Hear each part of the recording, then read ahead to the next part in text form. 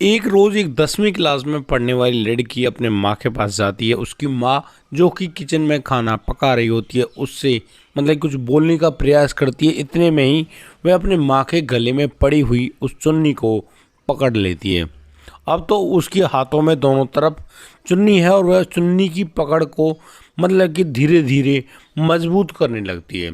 अब चुन्नी जैसे ही खिंची वो माँ पीछे की तरफ हटती है, कहती है बेटा क्या कर रही हो, लेकिन वह जो लड़की है वह उस चुन्नी को इस प्रकार से खींचे जा रही है। अचानक से उस माँ को लगता है कि भाई उसकी सांसों की गति रुकने लगी है। वह जैसे तैसे बचने का प्रयास करती है, लेकिन इतने में वह लड़की इतनी जोर से झटका देती है अपनी माँ को कि उसकी माँ धड़ाम से नीचे गिर जाती है। लेकिन वह लड़की अभी भी अपनी उस पकड़ को ढीला नहीं कर रही है, लगातार खींचे जा रही है। और दोस्तों देखते देखते उसकी माँ झटपटाना शुरू कर देती है। इतने में वह लड़की आवाज़ लगाती है, बोलती है शिवा जल्दी आओ और हथौड़ा मारो। इतने में ही उसका जो प्रेमी है लड़की का तुरंत वहाँ पर आता है और उस महिला के सीने पर बैठकर एक हथौड़ा बाईं कनपट्टी पर और दूसरा हथौड़ा दाईं कनपट्टी पर मार बैठता है। दोस्तों जैसे हथौड़ा वहाँ पर लगा कहानी बिल्कुल अजीब। उसका शरीर बुरी तरह से घायल हो गया और इतना ही नहीं, वहाँ पर एक यशवंत नाम का लड़का भी होता है और वह लड़का अब उस महिला के जब पैर हिल रहे होते हैं उन पैरों को भी पकड़ लेता है। इस प्रकार से उन तीनों ने एक माँ की जीवन लीला समाप्त कर दी और बड़ी ही तसल्ली से वो उस महिला को ऐसे देख रहे हैं कि कब इसकी जो सांसें हैं, जो धड़कन है, कब समाप्त हो।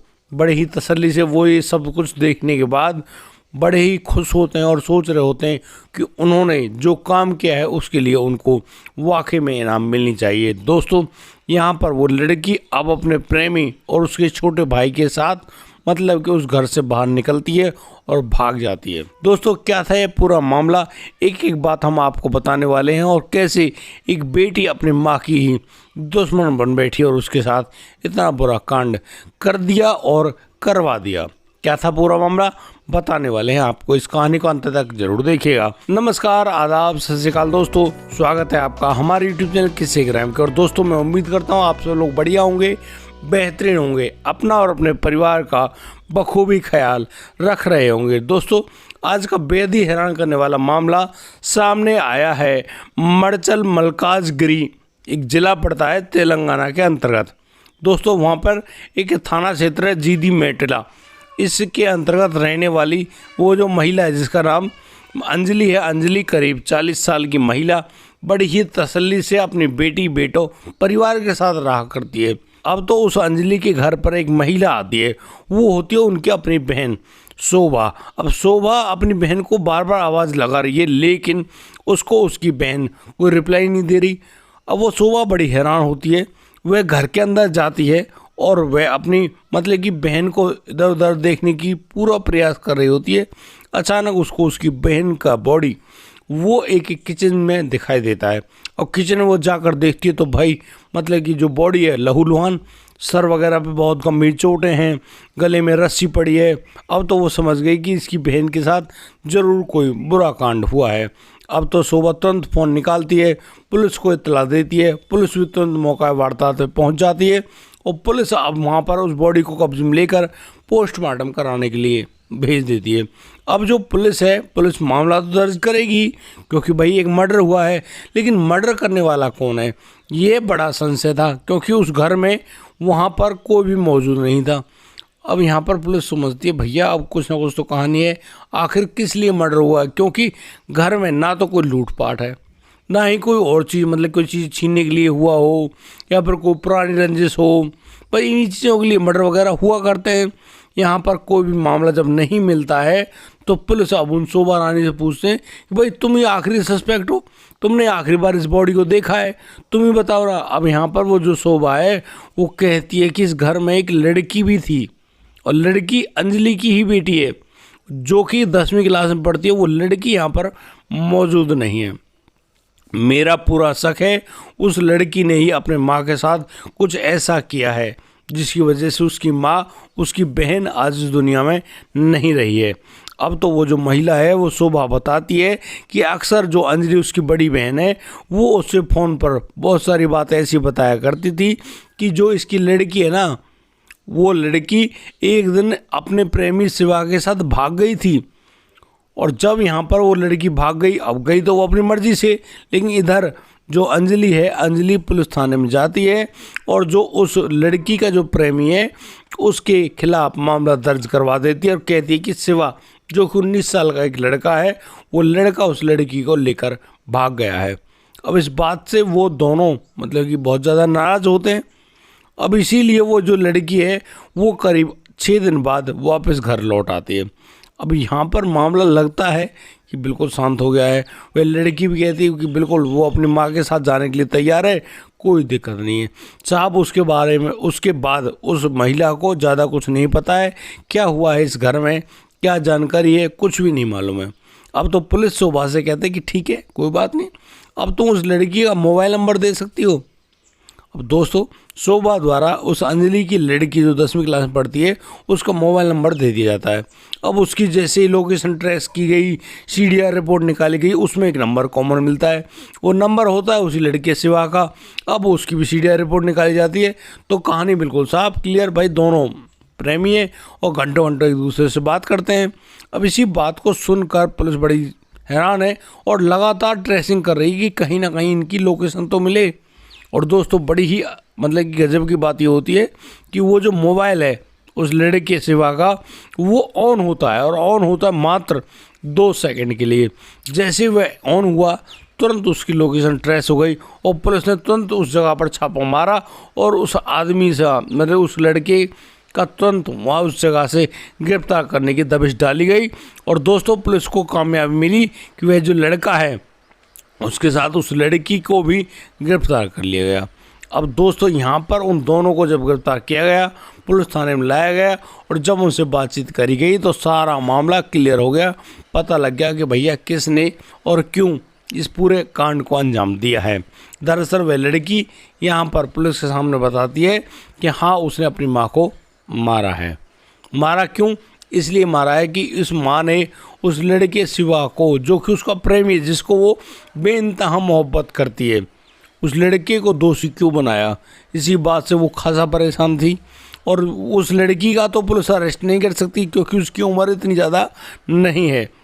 अभी वह मतलब कि बालिग होने के जो 18 साल की उम्र चाहिए वो भी नहीं है। अब इसी स्थिति में वो जो पुलिस है, पुलिस अब उस लड़की को छोड़ देती है, उसकी माँ को सौंप देती है, कहती है भाई ठीक है बच्चा है, बच्चे की बुद्धि में तो भाई बहुत सारी बातें हो सकती हैं, इसलिए इसको इसकी माँ के पास छोड़ दिया जाए। लेकिन उस लड़के शिवा को दोषी बना दिया जाता है। लेकिन उस समय शिवा उनकी गिरफ्त में नहीं होता है। उधर साइड में जब ये जो लड़की है जब अपनी माँ के साथ अपने घर लौट आती है तो यह अपनी माँ के जो खिलाफ एक ऐसी साजिश रचती है, वो अपने प्रेमी को बताती है कि देखो जब तक ये माँ इस दुनिया में रहेगी उनका मिलना असंभव है, तो क्यों ना हम ये जो अंजलि है उनकी माँ उनको ही रास्ते से हटा देते हैं। अब इस बात को सुनकर वो जो लड़का है शिवा अपनी प्रेमिका की हामी में हाँ कर देता है और कहता है कि बिल्कुल जैसा तुम कहोगी ऐसा ही होगा। अब तो यहाँ पर वह जो लड़का है शिवा अपने छोटे भाई जिसका नाम यशवंत है उसको भी अपने साथ मिला लेता है और फिर यहाँ इनकी जो तारीख है वह तय की जाती है 24 जून की शाम को। 24 जून की शाम को ये जो लड़की है ये अपनी माँ के साथ ऐसे हंसते खेलते हुए बिल्कुल भी अपनी माँ को शक नहीं होने दिया और वो ये इस बात को दिखाती है कि वह अपने प्रेमी से बिल्कुल भी बात नहीं करती है। यहाँ माँ बेटी का हालात बिल्कुल ठीक है, लेकिन जब उसकी माँ के गले में एक चुन्नी पड़ी होती है तो वह अपनी माँ से बात करते करती कहती है देखो चुन्नी कितनी सुंदर लग रही है, इसको ऐसे नहीं ऐसे डालते हैं। यानी कि वह जो लड़की अपनी माँ के गले में जो चुन्नी को लपेट देती है, जैसे कि एक फंदा लगा दिया जाता है ऐसे करके, और उसको अब दोनों हाथों से पीछे की तरफ पकड़ लेती है और उसको मतलब उसकी कमर पर पैर लगाकर उसको इतनी ज़बरदस्त तरीके से खींचती है कि उस अंजलि की सांसें रुकना शुरू हो जाती है। अब ये सब सीन तो बन गया, वो नीचे गिर जाती है और उन्होंने उस पूरी प्रक्रिया को अंजाम भी दे दिया जो कि हमने इस वीडियो की शुरुआत में बताया था कि कैसे वो शिवा वहाँ पर आता है। शिवा को भी उस लड़की ने खुद ने उस घर के अंदर छिपाया था। अब मामला बिल्कुल क्लियर, शिवा वहाँ पर आ गया, शिवा के साथ उसका भाई यशवंत भी आ गया और उन दोनों ने उस प्रक्रिया को अंजाम दिया जिसके तहत अंजलि इस दुनिया में नहीं रही। सब कुछ करने के बाद ये लोग अब वहाँ से तुरंत भाग खड़े होते हैं। अब वो लोग जाते ही कि ऐसे लॉज में वहाँ पर उसको मतलब किराए पर लेते हैं कमरा वगैरह, वहाँ पर ये दोनों यानी कि वह लड़की और वह जो लड़का है शिवा, उन दोनों के बीच में संबंध भी कायम होते हैं। अब पुलिस बिल्कुल बड़े तसल्ली से इस पूरी हालात को सुन रही है और पुलिस उससे अब कहती है कि अच्छा तो तुमने इस पूरी प्रक्रिया को अंजाम दिया, तुम्हें बिल्कुल भी तरस नहीं आया कि वो तेरी माँ भी है। मतलब चलो ठीक है, मान लिया भाई तेरा कोई दुश्मन हो या कोई बाहरी आदमी हो, वो सब बातें तो ठीक है मान सकते हैं, लेकिन जो तेरी खुद की सगी माँ हो तुम उसके साथ भी मतलब यही काम कर सकती हो। तो वो लड़की साफ शब्दों में कहती है कि हाँ बिल्कुल, उसको तो सिर्फ और सिर्फ उसका प्रेमी चाहिए, शिवा चाहिए, उसके अलावा उसको कोई भी नहीं चाहिए। इसीलिए उसने अपनी इस पूरी प्रक्रिया को अंजाम दिया। दोस्तों ये सब बातें जब पुलिस को मालूम चल गई, अब पुलिस उस लड़की के साथ कुछ ज़्यादा नहीं कर सकती क्योंकि उसकी उम्र ही है नहीं है और वो बालिग है नहीं। इसीलिए अब जो पुलिस है उस लड़की को तो मतलब कि जुडिशल कस्टडी में भेज दिए, लेकिन वह जो लड़का है उसका जो प्रेमी शिवा को मुख्य दोषी बनाया गया है और शिवा एक महिला की हत्या करने के जुर्म में और बड़े ही दर्दनाक तरीके से जो अंजाम दिया है उसके जुर्म में उसको लंबी सज़ा होनी है। दोस्तों उसको कितनी सज़ा हो पाएगी ये तो अब भारत का जो कानून है वही तय करेगा, क्योंकि अब यहाँ पर कहानी बड़ी अजीब है। लेकिन इस पूरी मेरे मानने में इस पूरी जो घटना है इसकी सूत्रधार रही है वो लड़की। उस लड़की का नाम हम नहीं ले सकते क्योंकि अभी वह लड़की बालिग नहीं है। अभी हम उस लड़की के बारे में जो फोटोग्राफ्स है वो भी नहीं दिखा सकते क्योंकि वह लड़की बालिग नहीं है। लेकिन उसने काम बिल्कुल ऐसे किए जैसे कि वो बड़ी ही बालिग हो भैया, कुछ भी कर देती हो, बड़ी ज़बरदस्त मोहब्बत करती हो।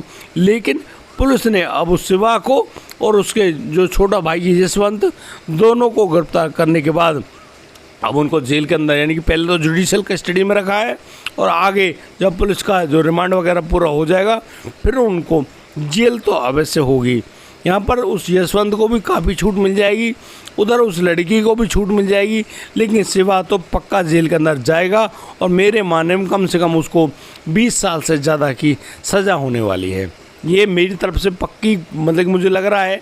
बाकी आप लोग क्या राय रखते हैं, क्या सोचते हैं कि शिवा को क्या सज़ा मिलनी चाहिए? आप अपनी राय हमें कमेंट बॉक्स में लिख कर अवश्य दें।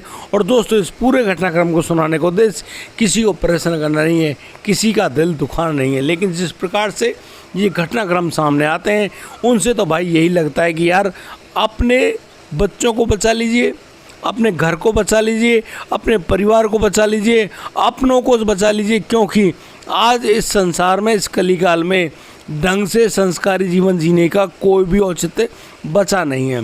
आखिर भाई अब इस तरह के मामले सामने आ रहे हैं, मतलब ये एक सगी बेटी सगी माँ के साथ, अरे सौतेली हो, पता चलता है बहुत सी ऐसी खबर भी है सौतेली माँ थी। भाई कुछ भी हो सकता है, इसलिए सावधान रहें, सतर्क रहें। आज के लिए सिर्फ इतना ही। अब दीजिए मुझे इजाज़त, मिलता हूँ कल, लाता हूँ एक और अनोखा मामला। तब तक के लिए आप बढ़िया रहें, बेहतर रहें, अपना और अपने परिवार का बखूबी ख्याल रखते रहें। जय हिंद, जय भारत। बाहर मौसम बहुत ज़्यादा ख़राब है, मानसून सर पे आ गई है, इसीलिए अपने मतलब कि हर चीज़ को बचा कर रखें, सुरक्षित रखें और बारिश से बचें, ज़रूरी काम से बाहर निकलें और सेफ्टी करें अपने बच्चों की। जय हिंद।